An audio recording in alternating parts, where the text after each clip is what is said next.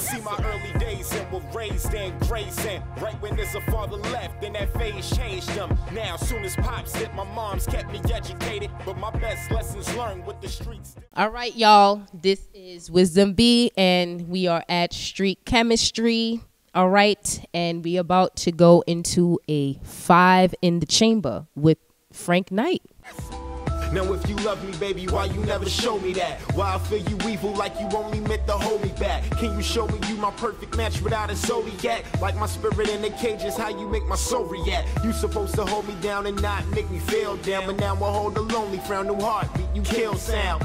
It was pound for round, you ain't even have to speak to make the beat increase. I could watch your eyes blink and feel so special, just knowing you alive and knowing that I'm next to you. First in the 5, what even motivated you to get into rapping?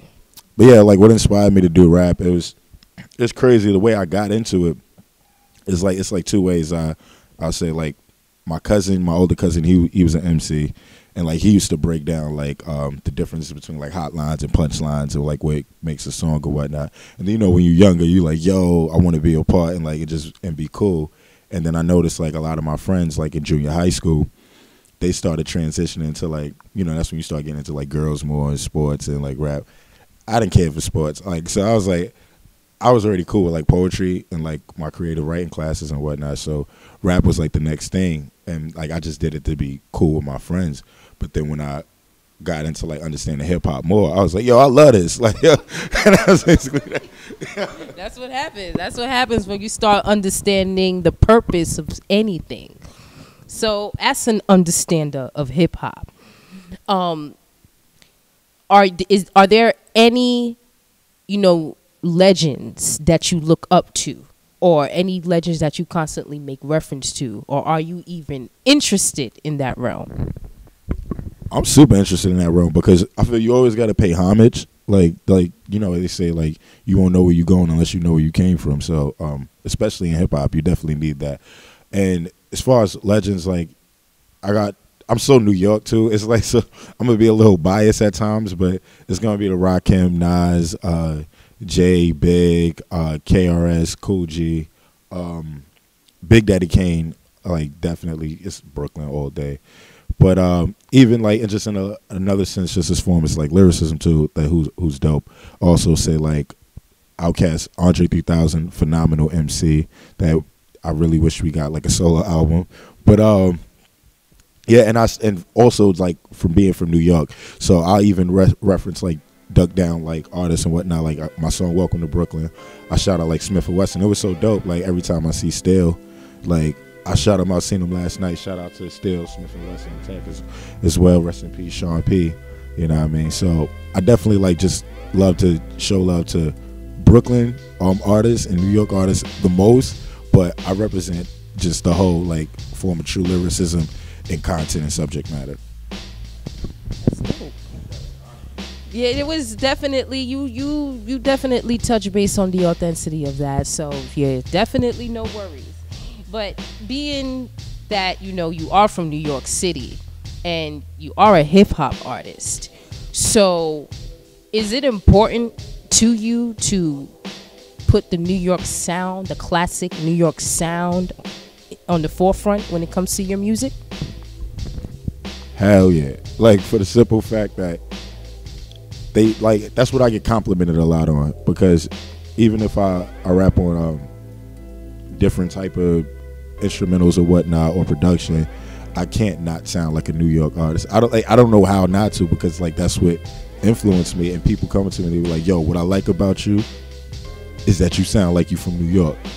And I take that with pride because I'm so biased with New York. Like, it's the greatest, yo. Like, and I never want to compromise myself and not sounding like a New York artist. You can sound like a New York artist. Like, you don't have to copy. You can sound like yourself from New York. So like, that's what it is. It's always sounding like me. I'm a dude from Brooklyn, New York. I'm gonna sound like I'm from Brooklyn, New York. Like, damn right. You always gotta rep where the fuck you come from. All day. So I've seen your performances. I've seen your live performances, and it is chill, but you have a way of really, entertaining your audience. So is showmanship something that's important to you? Most definitely, because I feel like you want to make people walk away like feeling like they took something out of that. So even if you got a 5-minute set, a 10-minute set, like I feel that's enough time for you to put your all out, and whatever your set list is, I want to let people know like, yo, this is my passion, this is my energy, and like I want you to feel and get that. Because even when we was like out in France and whatnot, they didn't understand like a lot of the words I was saying, obviously due to like, the language barriers, but they felt me, and I felt like that's all I wanted. So like showcasing your true essence and your performance and your passion, you need to do that, and I pride myself on doing that. As you should, as you should, as you should. So the last one in the chamber. As an, up and comer, what the hell is your goal? Like, exactly how far are you trying to reach? Like, do you want the mainstream success, or you don't give a fuck? I just prefer success, like, because it's how you view success also. Like, the way I could do it is I view success as being able to provide opportunities for not just my loved ones, but people I see coming up, to where like I can help open doors for people and give them an opportunity. So as far as like mainstream success, it's like, that's cool. Like, that'd probably broaden the horizon for certain eyes, but as long as like I'm financially stable, yeah, we want that. But I want it to be like, yo, I want to enlighten people and bring back something to the communities. So that's basically it. And I'm just chilling. Just riding the wave. I mean, it's peace that, you have an understanding of what it is to be an artist, what it is to be an MC, and what the fuck it is to be from New York City. That's important, because New York, I feel like, we losing it right now. Honestly, we're losing it. We got our people that are out there that are from New York, that are artists, that are, popular, but is this really New York? Is this really how MCs are rocking in New York? I don't think so. But thank you, Frank Knight, for partaking in 5 in the Chamber. It was indeed a pleasure. And this is Street Khemistry. Wisdom be out. I know, they don't want my glow. I know, they don't want my glow. They don't want a nigga shining. They don't want a nigga shining. They don't want a nigga shining. They don't want a... I know though. Y'all frontin' like y'all don't know. I come from the low hole, where it's dark and cold with no glow. We're scamming niggas on the road and scamming bitches with the soul. Moving in the answer with that money grand flow. Checking next paper chase, what's in you hoe?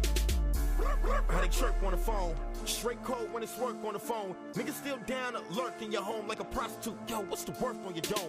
The right price on your head to make your toe tag go. Wait, y'all niggas don't know that. Many lean sipping pill popping niggas come from a spot where they motherfucking mother smoke crack. You ignorant to moving nickel, son, you don't know jack. Drugs was an outlet to numb other blowback. I was 15 trying to make the dough stack. Script that my change.